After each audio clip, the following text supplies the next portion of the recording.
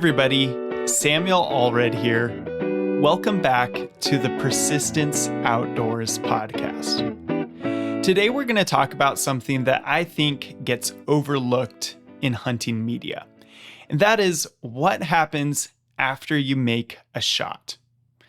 There's lots of focus on caliber and cartridge decisions, what type of rifle to get, what type of gear to buy, even finding animals and different strategies for actually connecting with an animal in the field. And those are all great things. I'm interested in those things as well, and you've certainly heard me talk about them on the podcast.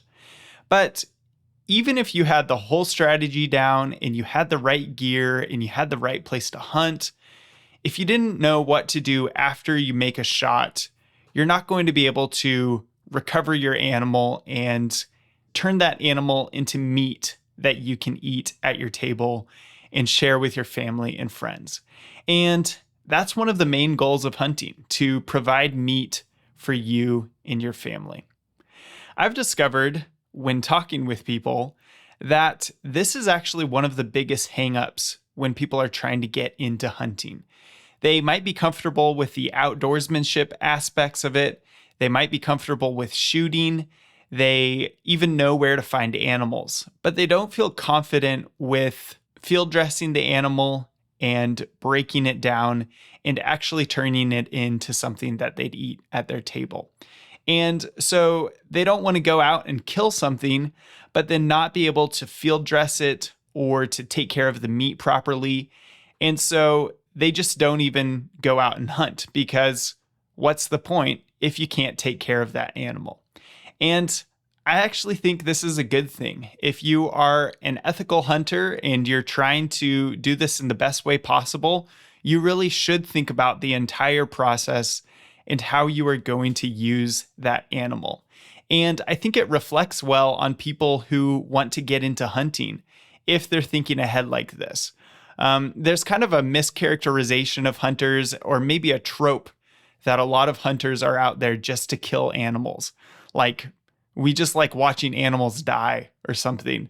And in my experience, that couldn't be further from the truth. And I think it's especially true for people who are trying to get into hunting. They're really interested in the meat and they're interested in the tradition.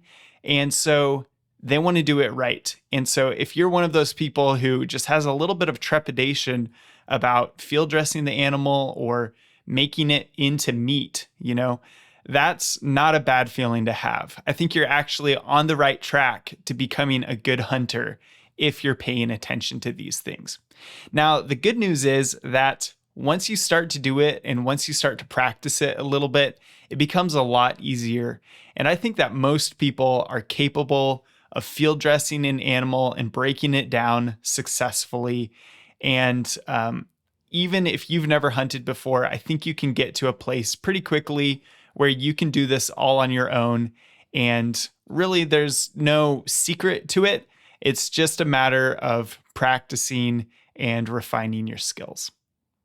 Before we jump into our topic, if you enjoy this podcast, if you've learned something new, please take a moment to show your support by following the podcast, leaving a 5-star review on whatever platform you listen on, or sending an episode to a friend. Sending an episode to a friend in particular helps to grow the podcast. And we're coming up on hunting season, and there's people out there who want to learn this stuff. So be bold, send an episode to a friend, help me grow the podcast, and also help more people get outdoors and into hunting, even this fall coming right up. So thank you so much for your support, and let's talk about what happens after the shot. Now, as I often do, I'm actually going to back up just one step, and we're going to talk about what you should be thinking about while you're shooting the animal. And I'm not talking about marksmanship here. I'm talking about marking the animal. When you're looking through your scope, or before that, you need to think about where the animal is in relation to where you are, and where the animal is in the landscape, in the terrain, and all that. So if you're looking at an animal, you need to think, oh, he's by that big tree, or he's on that smaller ridge, or something to give you a place to start once you've shot the animal and you need to start tracking it. I have a story from last hunting season where I had been looking at a deer in my scope for such a long time, and the deer was moving and I was just waiting for it to stop. And when I finally took a shot, I didn't mark where the deer was standing. And it wasn't where I had first seen it and got on it with the scope, right? So when I actually took the shot, my gun recoiled, I lost the deer in the sight picture, and I looked up. I felt like I had no idea where that deer had actually been standing because it was sort of a landscape of pine trees and a slope, and it really could have been anywhere in this 100-yard stretch.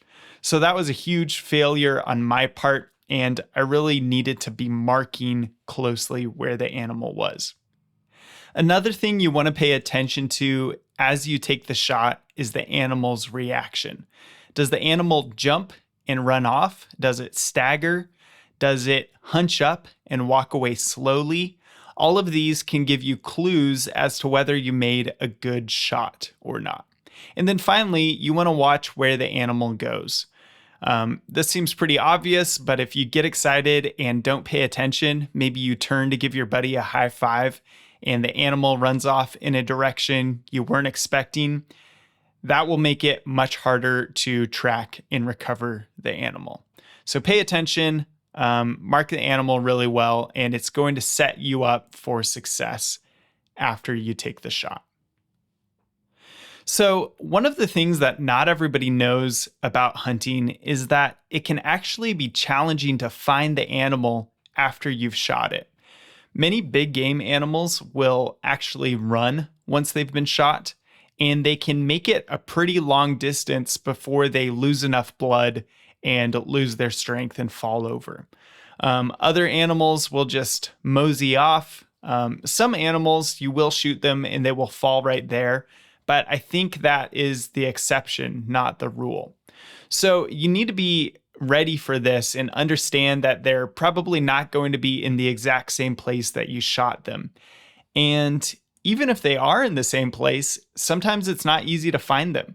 Maybe you are very far away from the animal, and so as you get closer to the animal, your perspective changes. Or maybe you're hunting small game and you shoot an animal and it falls in some brush.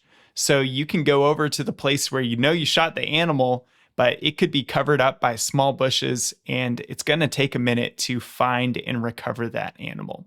So this is a normal part of the hunting process, and I've got some tips to help you make the recovery successful. The first thing that I'll say is slow down. It can be a huge adrenaline rush to make a successful shot on an animal, and you might not be thinking clearly for those next 5 minutes. So whatever you do, take a minute to collect yourself and to calm down so that you can approach this next phase with a clear mind and good decision making. So slow down. This is a good time to mark the area where you took your shot with photos, mark it on your map. Take a look at the landmarks around where you were shooting at. Some things that I've been thinking about after having a bad experience with not marking an animal well last season is that I should have slowed down and recreated my shot because I knew where I was sitting when I took the shot. I knew what stump I was shooting off of. So if I had sat down and taken a moment to recreate the shot, I might have had a better idea of where that animal was when I shot it. You could also take a minute and use your spotting scope or binoculars just to survey the area and sit back. You might even find where the animal is lying using your spotting scope or binoculars. So just give it some time, calm down, don't rush into the next part of the recovery. If you don't see the animal dead, it's actually a good idea to give the animal some time to die. Maybe half an hour on the low end, maybe much more if you made a poor shot. And giving the animal time to die lets it die peacefully. It's less stressful for the animal and less stressful for you, for sure. And it also gives it a chance to bed down and stiffen up. And once it's bedded down and starts to feel the effects of blood loss, there's a lower likelihood that it's going to travel further away from you. Now, if you go in, let's say you hit the animal and it's a mortal wound, it's going to die, but it's not dying fast for whatever reason. If you go in and bump the animal, it's likely going to get a huge pump of adrenaline, and it could get up on its feet and run another 100 yards or even further than that. And even though it's going to die, it got that boost of adrenaline, and it could make it so much harder for you to find that animal. So in addition to taking some time to calm yourself down, it's actually good to give the animal time to die, and it will likely make the recovery process a lot easier. Once you've waited an appropriate amount of time, you can go after the animal. And if you see it lying dead, you can of course go right there. But another way to do it is to go to the place where the animal was standing when you took the shot. And here you are going to mark this location and take a look around for blood. And if there's blood on the ground, you know you made a hit, and you can start following the blood trail of the animal. And this is one of the best ways to find animals. If you've made a hit in the heart or the lungs, it is likely going to bleed quite a bit, and you just look for drops of blood and keep finding the next one until eventually you come to your dead animal. Now, it's not always that simple. Sometimes this can be a very challenging and painstaking process. So go slow. If you've got someone to help you, definitely get them out there. And then one of you can stay at the last place where blood was found. And then the other person can push ahead and kind of sweep around and look for blood. If you're doing it at night, make sure to use a very bright flashlight. I've been trying to blood trail a deer at night before, and my flashlight just wasn't bright enough to make the blood pop on the ground. So if you're blood trailing at night, use the brightest flashlight you can and make sure to bring extra batteries. Now, sometimes blood trailing doesn't work because you made a poor hit on the animal, it's not bleeding much for whatever reason, or maybe there's some rain and it's washed out the blood trail. And if you've gotten to a point where you can't find your animal, the blood trail has run dry, you may need to grid the area.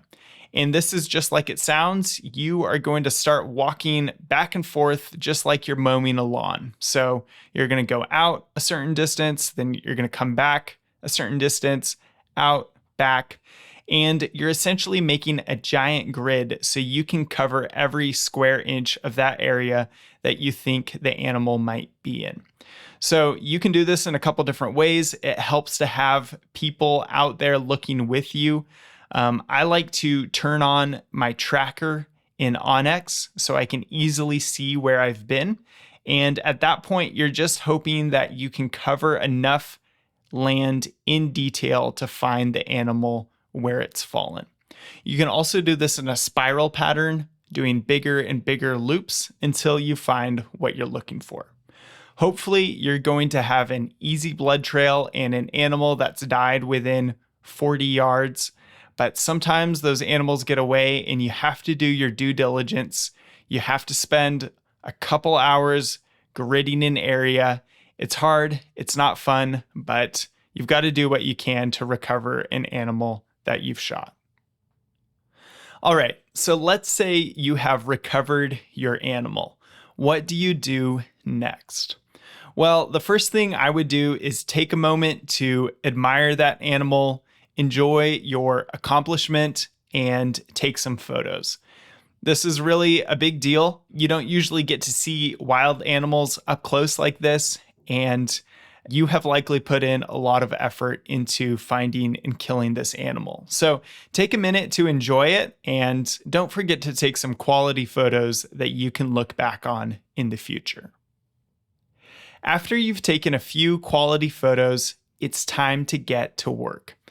First, you are going to field dress the animal. And field dressing the animal helps to cool down the carcass and prevent meat spoilage. Essentially, by pulling out the organs and the guts, you are buying yourself some time so that the rest of the animal, the parts that you want to eat, won't go to waste. This is one of the most intimidating steps for new hunters because you're cutting into an animal, you're dealing with blood, you're dealing with guts. These are all things that most of us don't encounter in normal life.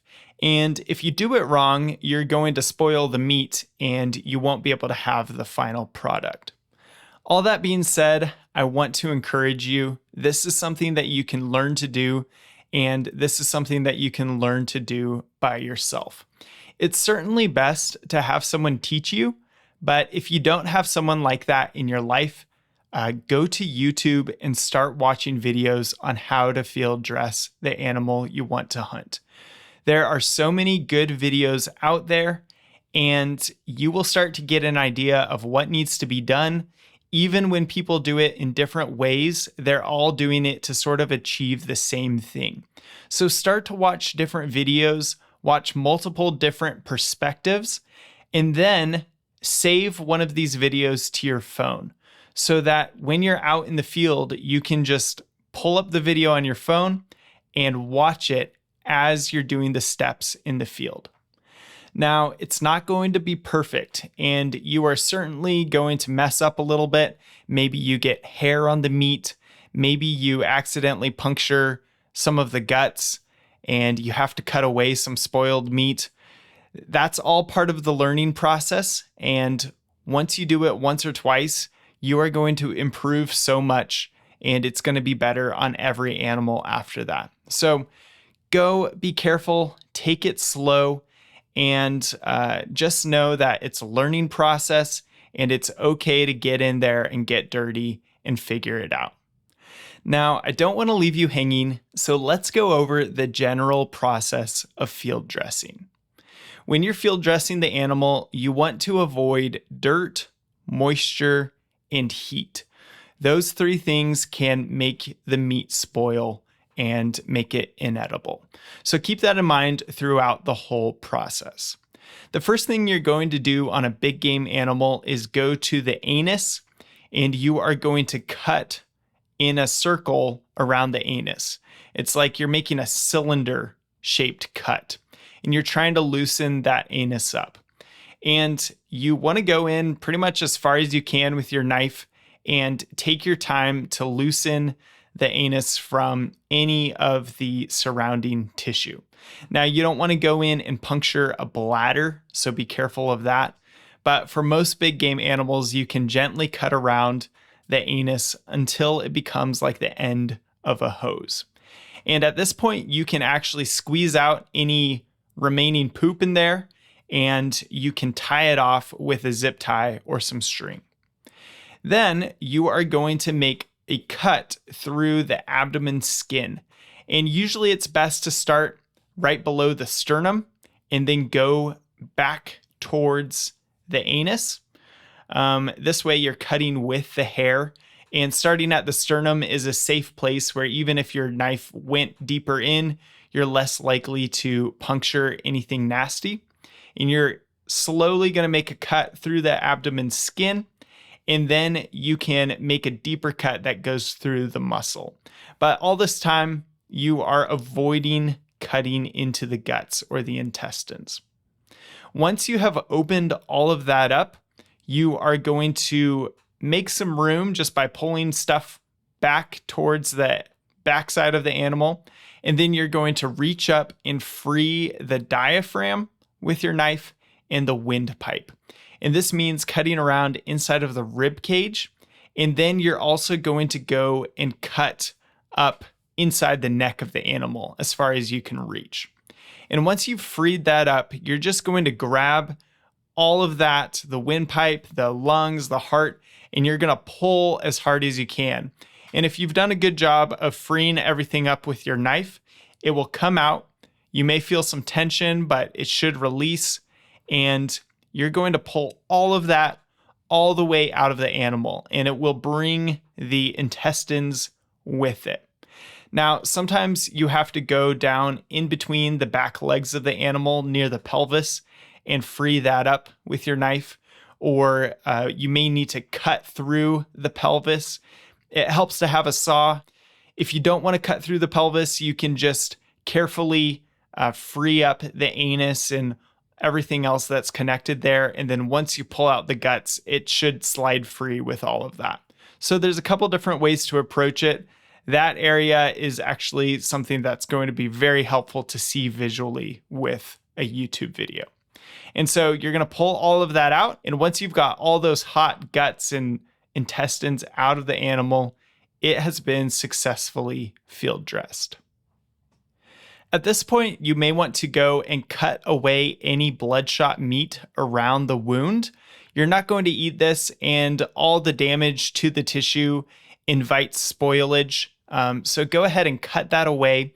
And if there was any meat that was spoiled by urine or poop or dirt, you might as well cut that away at this stage as well. At this point, you get to decide what you want to do next. If it's cool weather and you're pretty close to the truck and the animal is small enough, you may be able to drag it out of the woods as a whole animal minus the intestines, and you'll just drag it by its head or its antlers and throw it in your truck and you're ready to transport it. Dragging is easier said than done, but it's one way that many deer are pulled out of the woods every year.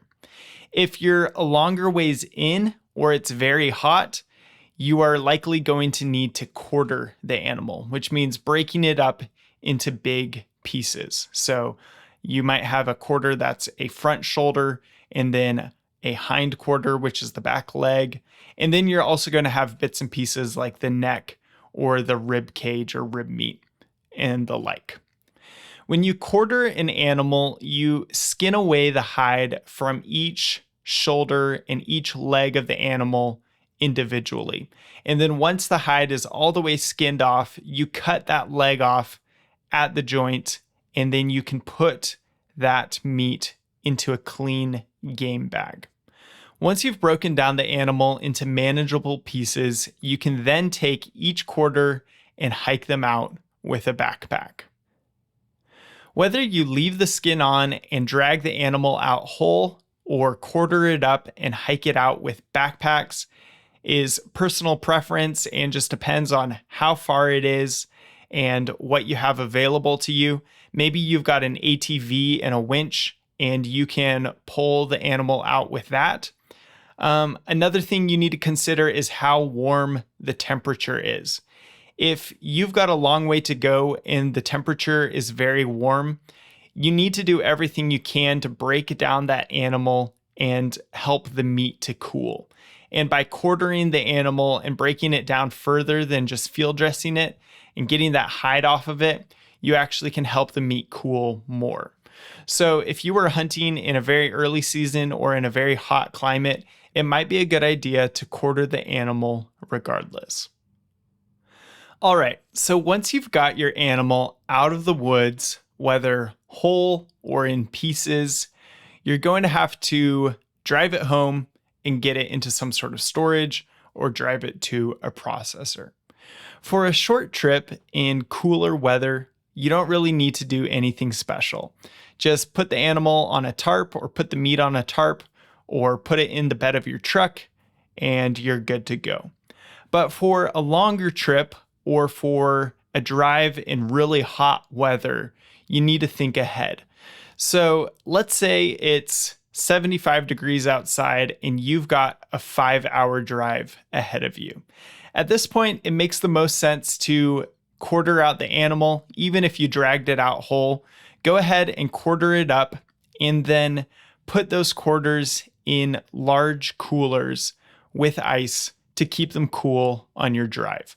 You don't want the quarters to be in water or getting wet in the coolers. So make sure to put the ice down first and then put a layer of something like cardboard or even just plastic in between those quarters and the ice. And then shut the coolers, don't mess with them, and you should be good to go. One other thing you can do if it's hot out, but you don't have a super long drive, is to go to a gas station and get bags of ice and take those bags of ice and shove them up in the body cavity of a field dressed animal. This isn't a long-term solution because the ice is going to melt quickly, but it will hold you over for a couple of hours.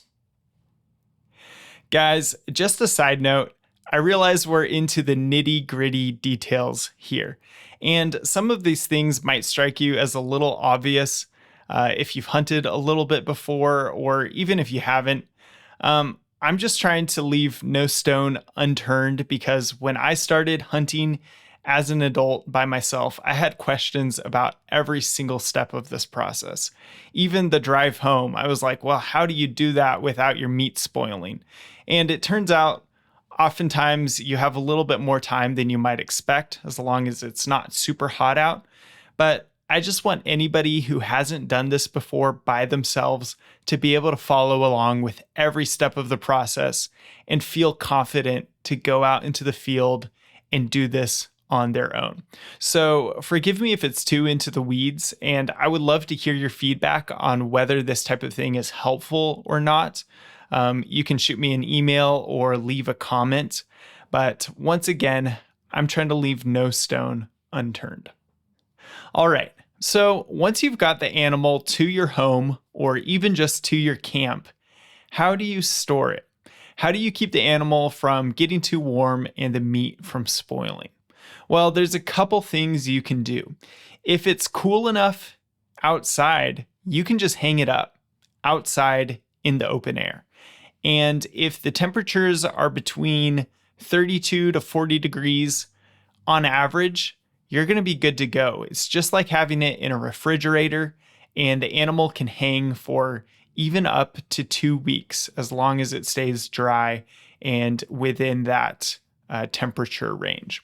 And even if the temperatures get a little bit warmer in the day, maybe they get up into the 50s or the 60s, as long as you got the meat cooled down to a low temperature soon after you had killed and field dressed the animal, it should be pretty stable for a couple of days, even with higher fluctuating temperatures. You want to keep it out of the sun, of course, and again, you want to keep it dry, but as long as it's been cooled, it really is a pretty stable product for at least a couple of days. So you can hang the animal or the meat in camp in those refrigeration temperatures and be good to go for a couple of days to a couple of weeks. Now, another good way to store your meat is to put it in a big cooler. That's going to be just like when you're driving it home. You don't want it to be in any slush or water, so make sure it's separated from the ice. And if you have it for a couple days in the cooler, if it's not a high-end cooler, you'll likely need to drain the water periodically and refresh the ice. But that's another way to keep it essentially refrigerated. And then finally, if you've brought the animal home, you can likely put it in your refrigerator. Now, if you've killed an elk or a moose, maybe you're not going to fit it in your refrigerator. But with a normal sized deer, if you quarter the animal out and you break it down, you can likely remove some racks in your refrigerator, move some food around, and set those quarters in there. And you might be surprised at how big of an animal you can actually fit in a normal sized refrigerator. And once you've got it in your refrigerator, it's just like any other raw meat that you have in your fridge. And you can keep it there until you're able to bring it to a processor or process it yourself. If you bring it to a processor, it's pretty straightforward. You're going to bring the meat, you're going to fill out a cut sheet. They're going to do all the work for you, and you will go and pick it up in vacuum sealed or wrapped packages. One thing about processors is that some prefer that you bring a whole animal instead of a quartered out animal. So you may want to check ahead of time just to make sure that they accept the animal and don't charge you an extra fee. If you're a little bit more adventurous, you can process the animal at home. And I highly recommend this. I think it's fun and I think it's super interesting. And you also just have the whole experience from start to finish with that animal that you've hunted. So if you want to process an animal at home, you're going to need some sharp knives, a vacuum sealer, and room to cut. And really, that's about all you need. If you want to make grind, you may also need some sort of a grinder. It seems intimidating, but when you're cutting an animal, it's a lot like carving a chicken or like carving a turkey. I mean, you're just cutting it down into smaller pieces that are more manageable to eat. And once again, there's all sorts of videos on YouTube that explain the different cuts and what they're good for. But in my opinion, it's actually pretty hard to go wrong. Once you've removed the guts, you've cut away anything that might be spoiled or tainted, and, excluding the brain, really there's hardly anything on the animal that can hurt you after you've removed those things. And you can even think of it this way. If it looks like meat, it's good to eat. I mean, really, you start cutting on the animal, and if it looks good to you, you're like, oh, that kind of looks like steak. I would eat that. All likelihood, it's going to be perfectly fine. Even if you got some silver skin in there or some cartilage or even bone somehow, none of that is going to hurt you, and it's just going to change your eating experience. So definitely learn about the cuts and what makes a good steak and what would be better slow cooked. But you'll find when you're processing an animal yourself, there's hardly any way to make it inedible unless you let the meat spoil. So go in, remove the silver skin, remove the bones, cut away any fat that you don't want. But otherwise, if it looks like meat, it's good to eat. One last thing you might want to know about processing is that you typically only get 30 to 40% of the live weight of the animal back in meat. So this might be surprising. Some people think they're going to go out and kill a 150-pound deer and get like 100 pounds of meat. In reality, it's more like 50 pounds of meat from a 150-pound deer. So if you're getting a lot less than that from your processor, you might ask them what's up. It does depend on how you process the animal and how efficient you are, but usually it will fall in that 30 to 40% ballpark. So this is actually a good thing if you're considering freezer space. Most people actually do have the space to put up to 50 pounds of meat in their freezer if it's well packaged, right? Or you could put some in your fridge and eat it quickly and then put some in your freezer. So it may be accessible to you even if you don't have a huge chest freezer. All right, guys. Well, I think that's about it for today. I hope this makes you feel a little bit more confident about going out and hunting on your own. If I could give you any advice, I would just say go out and try it. Obviously, prepare and watch videos and learn from friends, but you're going to have to go out and try it for yourself at some point. And it may not be perfect the first time. You may not do the best job of field dressing the animal, or you may not do the most efficient job processing. But once you've done it, you will start to understand it so much better, and you will certainly improve on the next animal. So I don't want you to go out and be intentionally wasteful, but just realize it's a learning process. And the more you get your hands on it and the more you try it out, the more you are going to improve in the future. If you have any questions on this entire process, feel free to leave a comment or shoot me an email at persistenceoutdoors2022@gmail.com.